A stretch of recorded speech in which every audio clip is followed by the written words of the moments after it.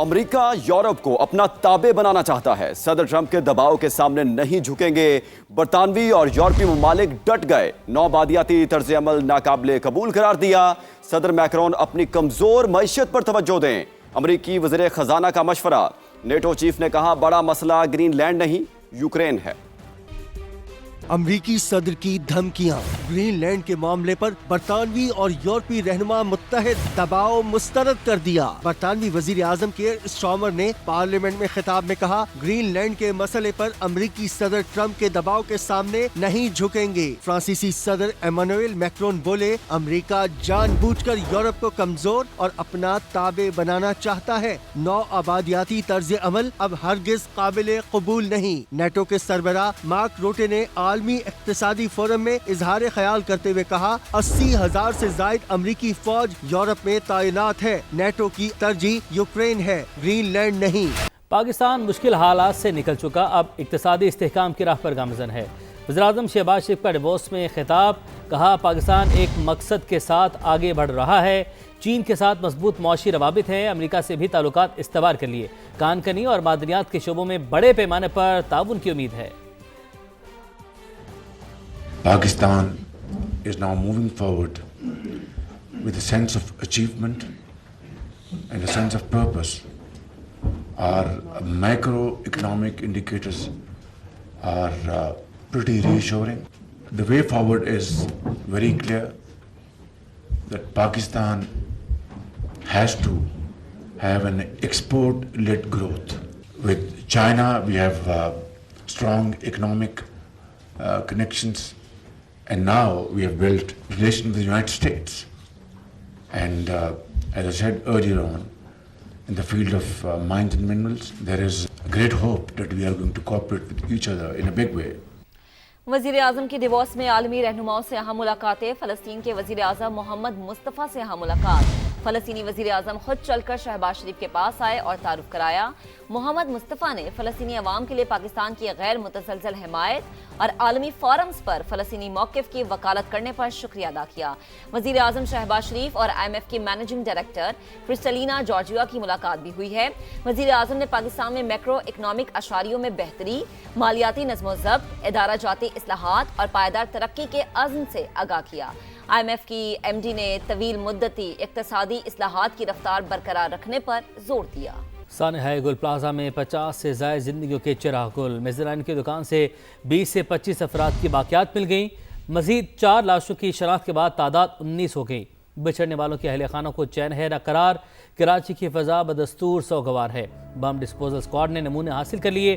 بظاہر کسی تقریب کاری کے شواہد نہیں ملے ہیں تو سانحہ گل پلازا میں 50 سے زائد زندگیوں کے چراغ گل ہوئے.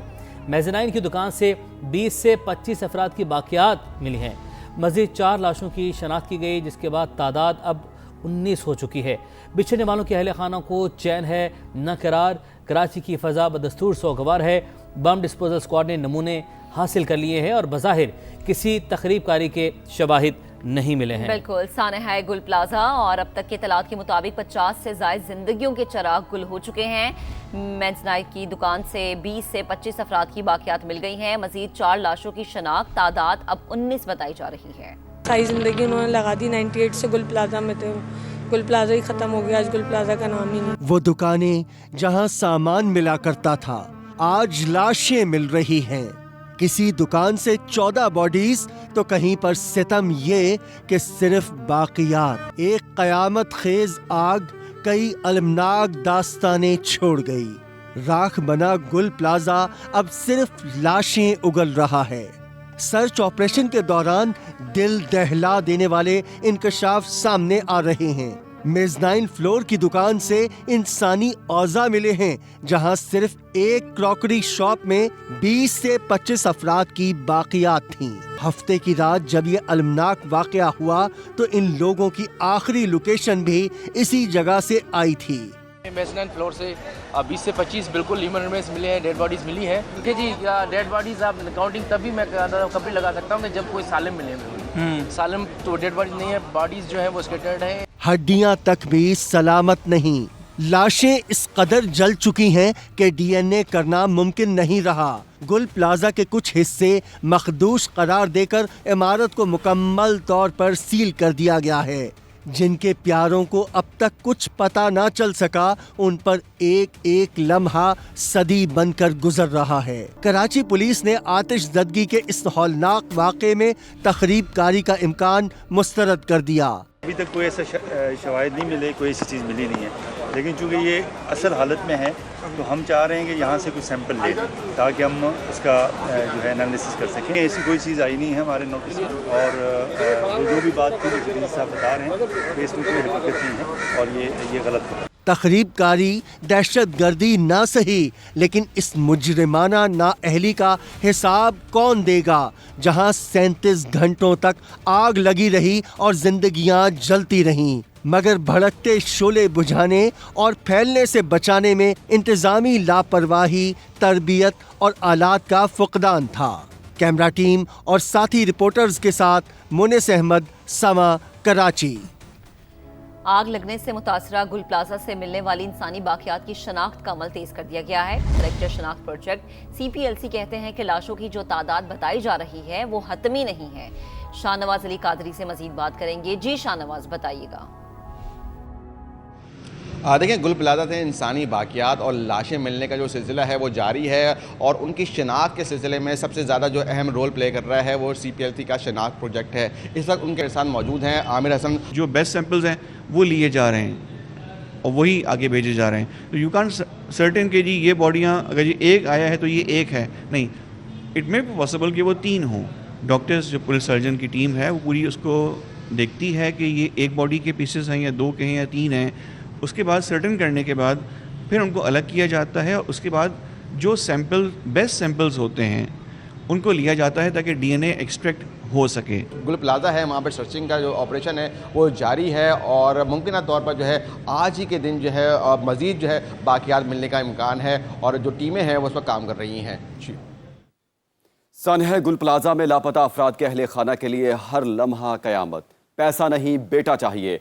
14 साल के फैजान और 20 साल के अबरार की माएँ रो रो कर बेहाल। गमज़दा अहले खाना बेबसी की तस्वीर बन गए। 16 साल का था फैजान मेरा, अभी तो लगा था 1 महीना हुआ था उसको। कोई तो सबूत दे दे हमें, हमारे दिल को तसल्ली हो जाए। हुकूमत कुछ नहीं कर रही, अगर हुकूमत कुछ करती तो हमारे बच्चे हमारे पास होते। आखिरी टाइम पे राब्ता हुआ था 11 बजे बच्चे से, कह रहे थे हम निकलने की कोशिश कर रहे हैं, आग लगी हुई वो शदीद किस्म की। देगी हुकूमत मुझे मेरी औलाद ला के देगी, मेरे को पैसा नहीं चाहिए, कुछ भी नहीं चाहिए, मुझे अपनी औलाद चाहिए। मैं गरीब हो रहा हूँ तो मेरा किराए का मकान है, कुछ सिलाइयाँ करती हूँ, मेरी 2 जवान मेरे घर में बच्चियाँ बैठी है, मैं किसको बोलूंगी अब, मेरा तो सहारा करना होगा। जलकर स्याह होने वाली इमारत अब गिरी के तब गिरी। गुल प्लाजा को मुकम्मल तौर पर ज़मीन बोस होने से बचाने के लिए जैक लगाने का अमल जारी है। रेस्क्यू टीमें रात में प्लाजा के अंदर जाने की भी कोशिश करेंगी। मजीद बता रहे हैं खुर्शीद आलम। जी बिल्कुल, मैं साथ मौजूद हूँ एमेजन रोड पर गुल प्लाजा के सामने वाले हिस्से पर, और आपको इस वक्त नज़र आ रहा होगा कि यहाँ पर फायर ब्रिगेड की गाड़ियाँ भी मौजूद हैं, उनकी स्नार्कल भी मौजूद है, यहाँ पर KMC के रज़ाकार मौजूद हैं। इसके अलावा यहाँ पर एक हैवी लाइट लगाई गई है, और सबसे अहम तरीन चीज़ हम आपको दिखाने वाले हैं, हमारे कैमरामैन आते हैं आपको दिखाएंगे। रिम्पा प्लाजा का ये वो रैंप है, इसको सेव करने के लिए इसमें जैक लगाए जा रहे हैं ताकि ये हिस्सा टूट के ना गिर जाए, क्योंकि यही वो रास्ता ऐसा है कि जिससे इस इमारत में दाखिले के लिए कोशिश की जा सकती है। और चूँकि ये हिस्सा कमज़ोर हुआ था तो हम आपको इस वक्त ये बराह रास्त ये मनाजिर दिखा रहे हैं। उम्मीद ये है, तवक्को है कि रात में किसी वक्त यहाँ रज़ाकार आएंगे और यहाँ से भी हटाकर इस मलबे को अंदर जाने की कोशिश की जाएगी। सानह गुल प्लाजा दुकानदारों के ख्वाब उनकी आंखों के सामने जलकर राख हो गए। 30 साल से प्लाजा में काम करने वाले अब्दुल रहीम ने बताया कि आग लगते ही हर तरफ धुआं फैल गया। प्लाजे में बड़ी तादाद में सेल्समैन और गाहक मौजूद थे। कई लोगों को नीचे गिरा हुआ देखा। सेल्समैन ज्यादातर छोटी उम्र के लड़के हैं। अब्दुल रहीम का मजीद कहना था कि हमारा रोजगार छिन गया, हम रोड पर आ गए हैं। शॉपीस का हमारा काम था और हम एक दुकान में मतलब 7 लोग थे, हम दुकानों में ही थे, कस्टमर हमारे पास थे। 100-150 लोग उस फ्लोर पे मौजूद थे। हमारे दोस्त यार भी थे जो हमारे साथ 20-20 साल से साथ थे, वो सब अंदर थे, हमारे आमने सामने सब बैठे हुए थे। लेकिन वो अचानक इतनी शिद्दत धुएं की हुई कि मतलब दम घुटने लग गया। तो फिर हमने बोला कि यार भागते हैं यार, अब तो दम घुट रहा है। 10-10 साल के बच्चे जॉब कर रहे थे, 11-11 साल के जॉब कर रहे थे, 15 साल के जॉब कर रहे थे, छोटे छोटे लड़के थे यार। गरीबी हमारे हमारे शहर में इतनी थी कि ये मजबूर थे सब, और सारे अंदर हैं, और सारे बेचारे वर्कर बहुत ज़्यादा शहीद हुए हैं। मेरे सामने 30-35 लड़के गिरे हुए थे ज़मीनों पर, जो हम उनको नहीं बचा सकते। बस अल्लाह ने हमें ज़िंदगी देनी थी, हमें खिड़की का रास्ता दिखाया, हम जैसे तैसे खिड़की तक पहुँचे, हमने उसको तोड़ा है, अपनी मदद आप। रेस्क्यू भी 1 घंटे के बाद आ रही है, जब जल के राख हो गया। हम चाहते तो हम बहुत सारे लोगों को बचा सकते थे अगर हमारे पास सिस्टम होता, हमारे पास सिस्टम नहीं था। अब तो हम रोड पे आ गए सर। हमारी देखिए ये जो मार्केट थी वो हमारी माँ बाप थी, हमारे बच्चों को पालते थे, उनकी तालीम थी, हमारे घरों के किराए तो वो यहीं से निकलते थे। मतलब हमारे अब ऑनर भी बेचारे, उनके पास भी अब कुछ नहीं बचा, सब कुछ उनका यही था।